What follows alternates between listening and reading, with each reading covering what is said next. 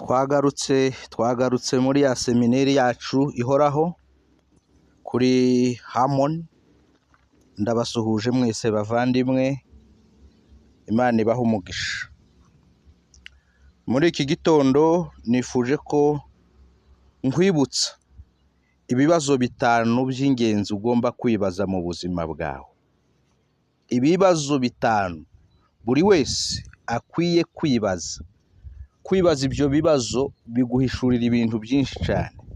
Rero ni karibu tubane nawe muri uyu mwanya kugira ngo iyi seminari n'aya mahugurwa yacu ntagucike.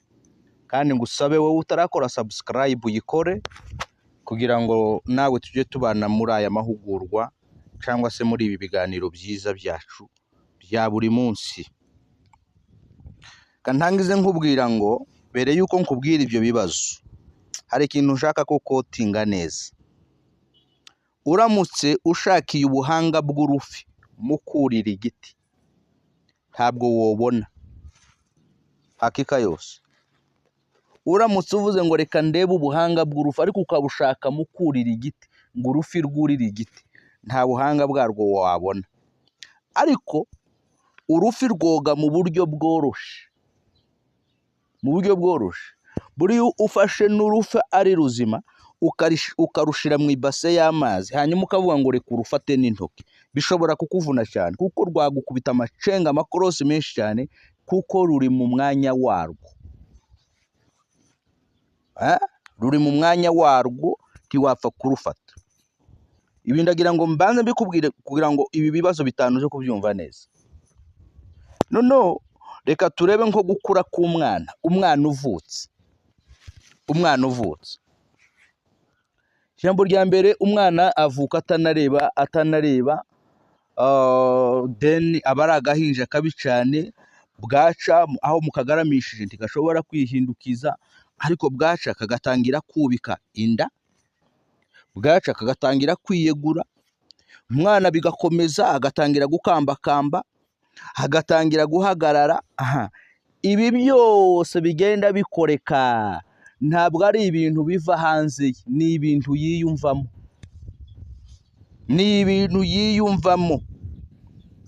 Ibi ndagira ngo bigufashe kwibutsa ko mu mwihariko wawe nimwo harimo ubuzima bwawe, cyangwa se nimwo harimo imibereho yawe, yaba iya kiroho cyangwa iya kimwiri. Mu mwihariko wawe niho haguha umurongo ngenderwaho, niho haguha inshuti, niho haguha ibyo ukora, niho haguhishurira imvugo ugomba kuvuga, mu mwihariko wawe. Reka mpite nimuka rero nkubwire ibi bibazo, urabyumva ushingiye kuri ibi bintu nkubwiye. Ikibazo cya mbere buri wese agomba kwibaza ngo ndinde.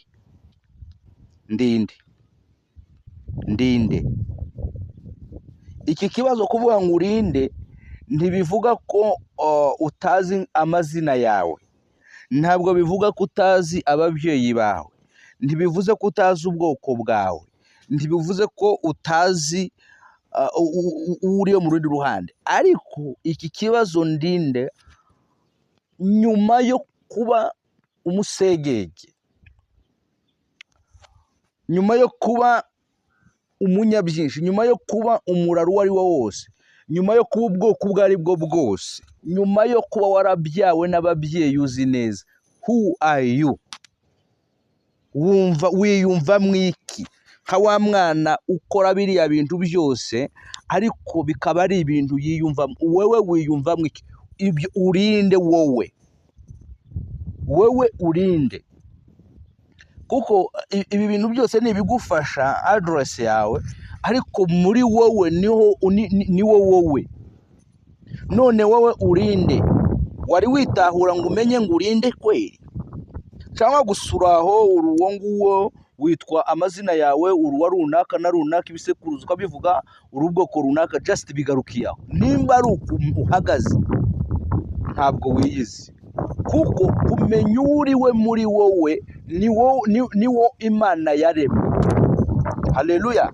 Ni wowe muri wowe, ni wowe Imana yaremye. Imana yakoresheje ababyeyi bawe kugira gusa ngo ugere ku isi, but you are unique. Uri umwihariko kabisa. Cyo ni ikibazo cya mbere, kandi ku kibazo ushobora kumva ari ibintu byoroshye, ariko ni ikibazo cy'ingenzi. Nyuma yo kubura umugore wa runaka, urinde muri wowe. Nyuma yo kubura umugabo wa runaka, nyuma yo kuba ufite abana, urinde, kuko wowe w'imbere ni wowe mugisha wawe. Wowe w'imbere ni wowe mugisha wawe, ubyumve neza. Yeremiya yatahuye umwihariko we, simbisoma cyane, ariko ugenda usome muri Yeremiya igice cya mbere umurongo wa 4 n'uwa 5. Usome mu gitabo Mose yashatse gutahura uwo ari we. Usome mu gitabo cyo Kuva ibice 3 umurongo wa 4 umurongo wa 5. Usimbuke usome ku wa 11 n'uwa 12. Reba Gideyoni, Imana imuhamagara, ntabwo yari yiyizi, ntabwo yari azi ko ari igitangaza. Yatangiye kuvuga ngo ndi umuhererezi mu nzu ya data, nitwe batoya, ndetse reba ibi byago byatubayeho. Ariko marayika yari ko ashaka kumuhishurira uwo ari we imbere. Urinde Gideyoni, aramubwira ngo uri umunyembaraga ndetse uri n'intwari. Haguruka uko izo mbaraga zawe zingana. Ntiyigeze yitahura. Nutitahura uzakora ibintu biri fake, uzakora ibintu biri cheap, ibintu biri hasi cyane, ibintu byoroheje cyane. Ariko niwitahura ugatahura ubushobozi bwawe, uzakora ibikomeye muvandimwe, uzakora ibikomeye. Mose mu by'ukuri Imana imuhamagara imubwira ngo nagenda aje gukura ubwoko bwayo muri Egiputa, urebe ukuntu atari yaribajije iki kibazo ngo ariko ndinde. Mose atangira kuvuga ngo ariko njyewe ndi umuntu ki, njyewe utazi no kuvuga, njyewe udedemanga. Ubu urumva nahangara Farawo kweli. Ariko marayika w'Imana wamuvugishaga, ijwi ry'Imana ryaramubwiye ngo nuko genda, nzajya mbana n'akanwa kawe nkwigisha ibyo uvuga. Mose arayibwira ngo nitutajyana singenda. Yabanje gutahura uwo ari we. Reba Imana ihamagara Yeremiya, ibi byanditswe naguhaye. Yeremiya aramubwiye ngo ariko ndi umwana. Cyongeza kiravuga ngo ndacyari urubyiruko, kuko urabizi buriya bwo umuntu yemererwa kuvuga afite imyaka 30. Ndacyari muto, sinshobora kuvuga. Ariko Imana iramubwira ngo genda, abo ngutumyeho narakumenye, naragutoranyije, narakwejeje, naguhaye ijambo. Ibaze wowe urinde. Who are you? Urinde. Tuje ku kibazo cya kabiri. Ikibazo cya kabiri,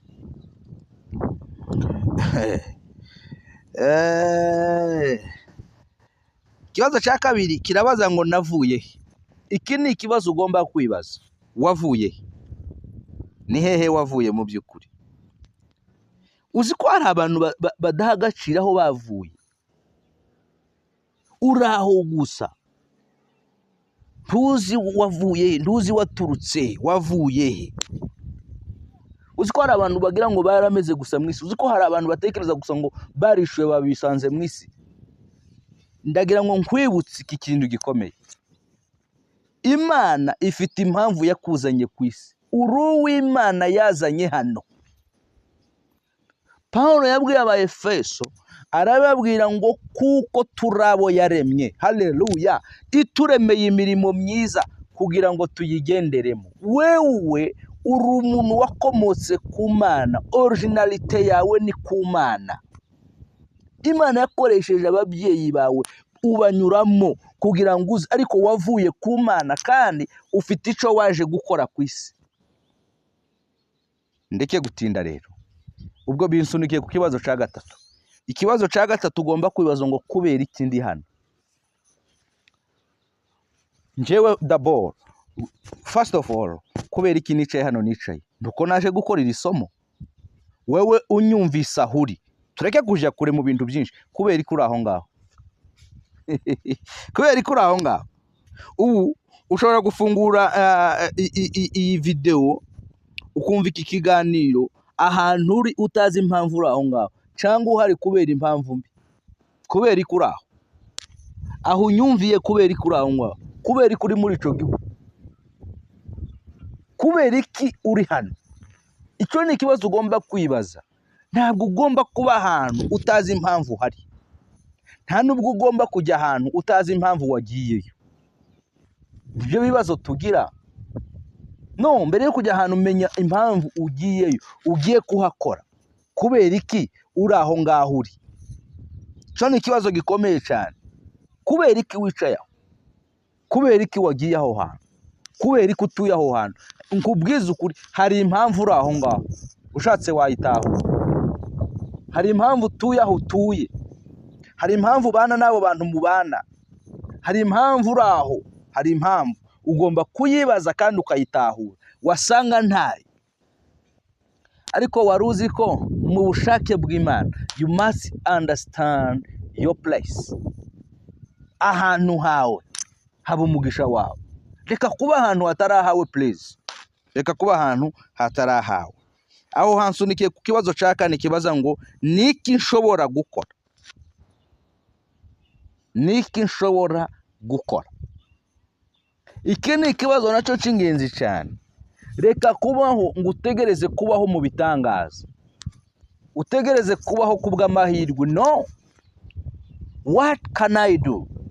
Niki nshobora gukora mu buzima. Nkunda kubwira abantu, Imana yakuremanye ubushobozi bwo kugira ikintu wokora mu isi. Nubwo waba waravukanye ubumuga bw'ingingo runaka, ariko harimo ubushobozi bukurimo. Uzi ko hari abantu bafite ubumuga runaka ariko bakora ibintu biruta abantu badafite ubumuga. Why? Batahuye ko hari ico bashobora gukora. Impamvu uriho nabi, impamvu utesetse, impamvu babaye, yes, nuko utaratahura icyo ushobora gukora. Kubera ko utaragitahura, urafatafata ugakora ikije, ukora wigana abandi, ukora urebera ku bandi, ukora ugira ngo ubone amafaranga. Ariko ntugakore ngo aribwo ubone amafaranga. Uzakora iki kurimo please? Uzakora icyo ushobora gukora, kuko muco ushobora gukora nico cishemwe umugisha wawe Imana yakuremeye. Niki ushobora gukora? Wewe unyumva, reka kuzana bya bintu ngo akazi karabuze, ngo muri iki gihugu nta kazi karimo, ngo ibintu birakomeye, ngo ubushome. Ushobora gukora iki first? Kubera iki uri aho ngaho, then ushobora gukora iki aho, ushobora kuhakora iki, kuko kigomba kubaho. Nta muntu utagomba gukora, udakora ntakarye. Ugomba gukora, kandi nkubwire, gukora ce n'est pas ko ugomba gukoresha gusa amaboko. No, mbere y'uko ukoresha amaboko hagomba gukora ubwonko. Ubwonko nibwo busunikira ingingo zawe gukora ico bwazitegetse gukora. Igihe cyose utarakora mu bwonko, ingingo zawe ntaco zakora. Nizigira ngo zirakora, ubwonko butakoze, zizakora ibyo kwigana abandi. Uterura itofari kubera ko hari abonye bariterura, wikorere ibintu kubera ko ubonye hari abandi bari guterura imizigo, just kubera ko ubwonko sibwo buri kubikora, ahubwo intoki zawe n'amaboko yawe n'imbaraga zawe ziri kubikora gusa, kandi ibyo nta musaruro uzabibonamo. Ikibazo cya gatanu cya nyuma, ugomba guhora wibaza ngo ariko ndagana he. Iki reka nkivuge kubera ko tugeze mu mpera z'umwaka. Murabizi hasigaye iminsi mike cyane ngo dusoze umwaka wa 2024. Iki kibazo rero ugomba kucibaza, ndagana he, ndagana he. Iki ni ikibazo cy'ingenzi, very important question. Ninaelekea wapi? Aha, ubuzima bwawe bugomba kuba bufitanye isano, bwose bugomba kuba bufatanye. Ejo hawe hashize hagomba kuba hafitanye isano n'uyu munsi, ejo hazaza hagomba kugira n'isano n'uyu munsi. So umwaka turimo ugomba kugira n'isano n'umwaka uzaza. Ubuzima bwawe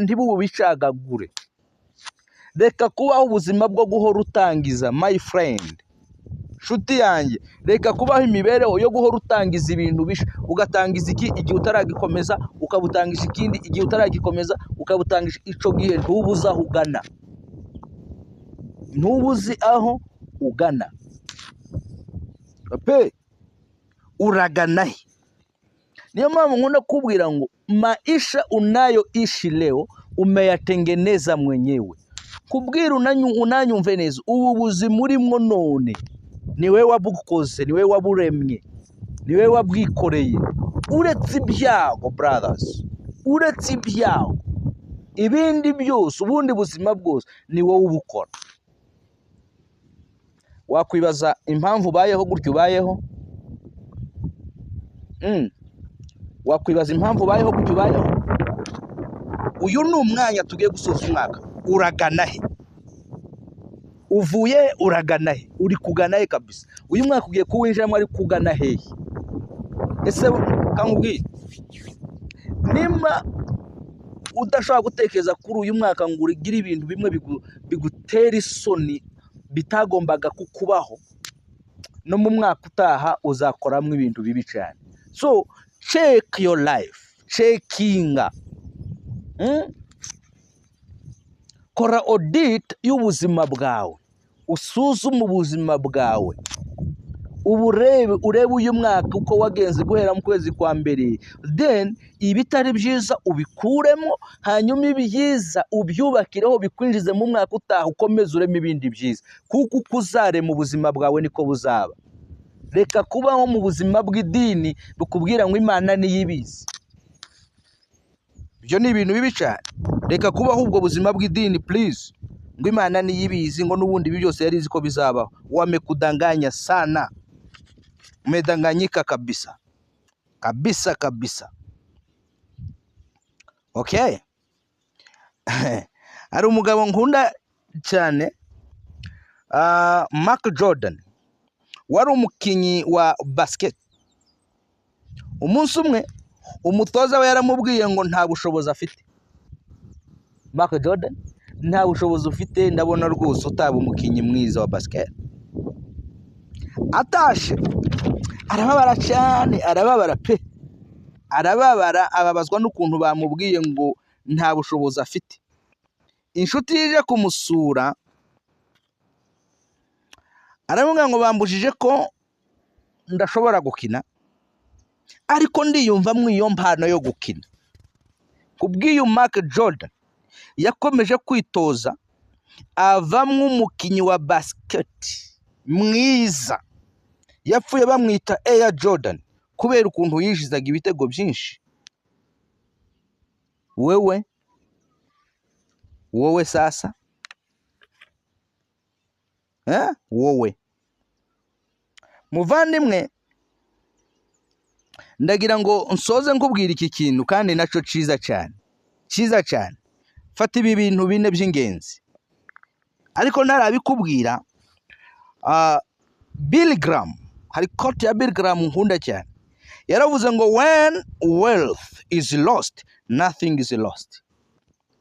When health is lost, something is lost. Ariko aravuga ngo when character is lost, all is lost. Yaravuze ngo iyo ubutunzi bugiye ugahomba, aravuga ngo nta kintu kiba gitakaye. Aravuga ngo ariko iyo ubuzima butangiye guhungabana, sante, ngo ubutakaje ikintu gitoya. Ariko aravuga ngo iyo utakaje character, ubutakaje buri kimwe. Character ni your personality, especially how you are reliable and honest you are. Nukuvuga ngo character ni utu wako, ubumuntu bwawe, n'ubufura bwawe, n'ubunyangamugayo byawe. Ibyo bintu bitatu iyo bitakaje, buri kimwe cyose kiba gitakaye. So muri ibibazo bitanu ugomba guhagarara kuri character yawe, ugomba kuyihagararaho. So menya ibi bintu bine, kubwiza ukuri, ugomba kuba ikintu cyitwa capability. Muri step yo kubaka capability, you must decide who you want to be in life. Ni wewe wo kudesida ushaka kuba we mu buzima. Usubira muri bya bibazo bitanu birakomeza bigufasha. You are the one to decide who you want to be in life. Iyi step ya mbere yo kubaka capability ikeneye ibintu bibiri. One, it needs time and focus. Ibi bikeneye igihe. Manage your time wisely. Umwanya wawe ntugomba kuwupfusha ubusa, ugomba kuyobora, ugomba kuyobora, kugenga neza. Reka haba n'isegonda ryawe rigiye gupfa ubusa. Bishobora kukubaza ngo kubera ikindi hano, uwo mwanya uri kumaraho uri kuwubyaza iki? Icyo ni ikintu cya mbere gikenewe mu guhitamo ushaka kubaho mu buzima. Ikindi ni focus. You must build your capacity to focus. Build your capacity to focus. Mu gitabo cyo kuva ibice mu gitabo cyo Proverb, mu gitabo cy'imigani, Proverbs, mu gitabo cy'imigani ibice n'umurongo wa 25 haravuga ngo uboneza amaso imbere yawe ugumye uhatumbire. You see? So kugira ngo uteganye cyangwa se wubaka ushaka kubaho mu buzima, ugomba kugenga umwanya wawe. Icya kabiri, ugomba kubaka ubushobozi bwo gutumbira. Icya kabiri cyo kubaka capability. Identify the important skills that will take you where you are going. Tahura ubumenyi ngiro bushobora kugutwara cyangwa se kukugeza aho ushaka kugera. Umubwire inshuti yanjye, waba ukijijwe waba udakijijwe, hari ubumenyi. Nakubwiye ngo buri muntu wese afite ubushobozi Imana yamuremanye. Basi wowe warabumenye, wari wamenye ubushobozi Imana, ubushobozi bwawe karemano, icyo bita potential. Potential ni ubushobozi bwawe karemano. So you must identify the important skills that will take you where you are going. Ugomba gutahura ubumenyi. Skills ni ubushobozi bwo gukora ikintu, ntabwo ari ubwenge komitera, ni ubushobozi bwo gukora ikintu runaka. Ubisome mu gitabo cyo kuva, ntabwo nibesha ariko ngira ngo ni 31 uhere ku murongo wa mbere nugeza ku wa 4 harakwereka ibyo bintu. Imana yatoranije umuntu imushiramwo iyi skills. So nawe hari ubushobozi Imana yakuremanye, butahure ni ubuhe. Ubisome muri Yeremiya n'ubundi ibice 6 umurongo wa 16, mu Baheburayo ibice 6 umurongo wa 12, uraza kubyumva. Icya gatatu, kubaka ubushobozi bwawe. Identify the skills that you lack. Iyo umaze gutahura ubumenyi ukeneye bushobora kukugeza ku byo ugeze, ukamenya ubwo bumenyi, ukamenya ubwo bumenyi ushaka, noneho ku cya gatatu ugomba gutahura muri ubu bumenyi nkeneye ni ubuhe ndafite. Muri ibi bintu bishobora kungeza kuri iki kintu, ni ibihe bintu ndafite.